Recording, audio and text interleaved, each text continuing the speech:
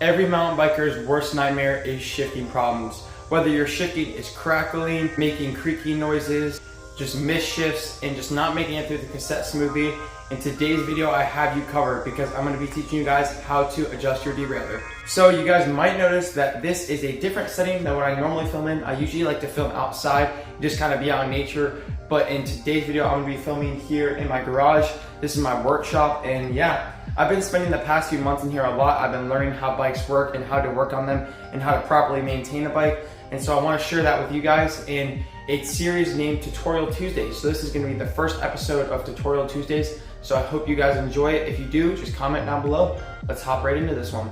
Before we hop into this video, I do want to say that I am adjusting a SRAM GX 12-speed derailleur, but any of the things that I'm teaching you in this video will work for any derailleur. There might be small differences, but yeah, let's hop right in. Okay, so the first tool and the only tool you're going to need to adjust your derailleur is just a little Allen key. I like a really small one so that you can get in the tight spaces of your bike. And yeah, so we're going to start by tightening our limit screws. Alright, so guys, the first thing that we're going to adjust is our limit screws, and they're going to be right here on most derailleurs. And so what the limit screws do is they prevent the derailleur from carrying the chain either into the spokes up here or into the frame right here. So it kind of just guides where the derailleur can go in each direction. So what I like to do is I like to tighten these up all the way when starting out adjusting my derailleur. So get that one completely tight. And then tighten this one. So now I've got them completely tight, and what I like to do is go ahead, come up here to my shifter and shift all the gears all the way up. And as you can see, I'm pushing the shifter in all the way, but it's not all the way up on the highest ring right here. So what I need to do is I need to loosen my limit screw here. So I like to remember, since this is the highest gear and the closest to this side, the limit screw closest to this side is the one that I'm going to go ahead and loosen. I don't know, that's just kind of the way I like to remember it.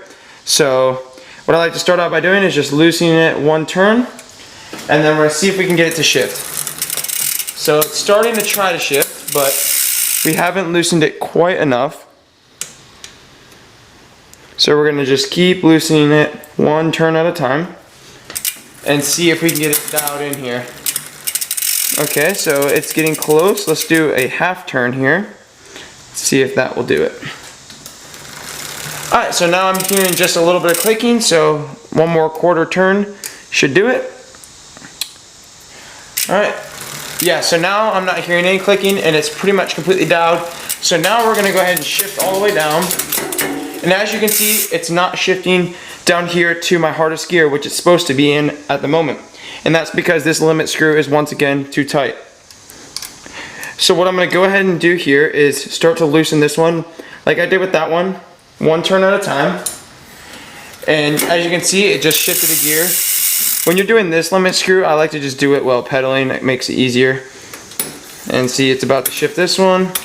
See, it just shifted that one. Now we just have to get down to the final gear.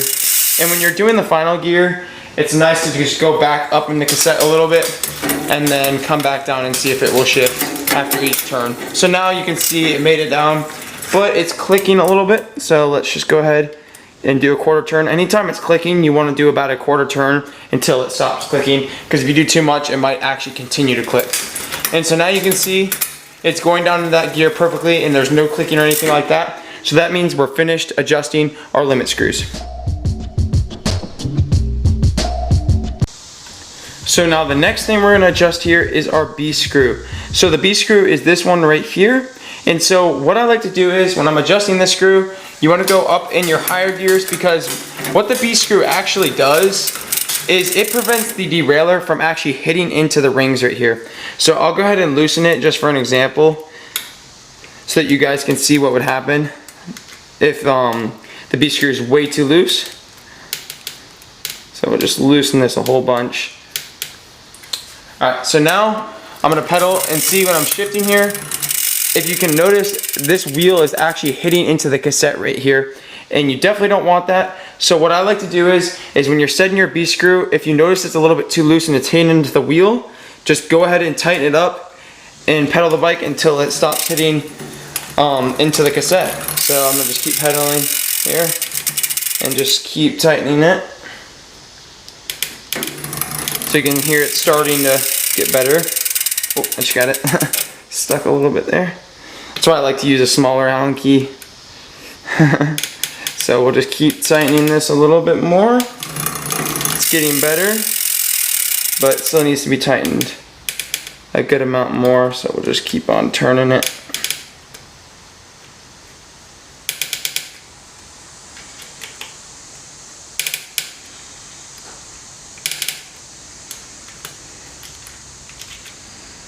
Now we got this B screw tightened up really well, and see, you can hear it's not hitting the cassette, which means it's working properly.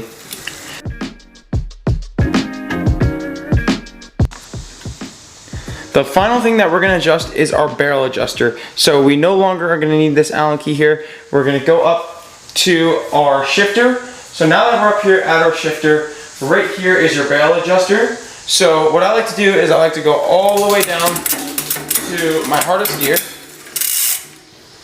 and start shifting up. So we're going to start shifting up here. And as you can see, it's making it through these gears good, which is always a good sign. That means our barrel adjuster is actually very close to already being dialed. And now when we come back down, you can see it's starting to kind of skip around and not do good, which means our barrel adjuster needs to be tightened just a little bit. So we're going to go ahead and come this way and tighten it. So we'll tighten it a few turns. Go back a little bit, tighten it too much. And now you can see it's going through there good, so we'll keep on going down the cassette. That gear was a little bit rough, so we'll just tighten it another quarter turn. Anytime the gears are rough going down this way, that's when you're going to want to go ahead and tighten it. Go right on the barrel adjuster. So now you can see, oh, it didn't make it through that gear, so we're going to just keep tightening it. Do a little half turn because it wasn't even close, and we'll go back up the cassette a little bit. Alright, now we'll come back down. So you can see, still just a little bit rougher than what I'd like. So we're going to just keep on working on this barrel adjuster. Let's go back up. Alright, so now we're coming down. You can see it's shifting these gears relatively smoothly. It's clicking on this one, which means we need to just go down a little bit more. Tighten up that barrel adjuster. And what this is doing is it's just micro adjusting all these gears so that they shift perfectly.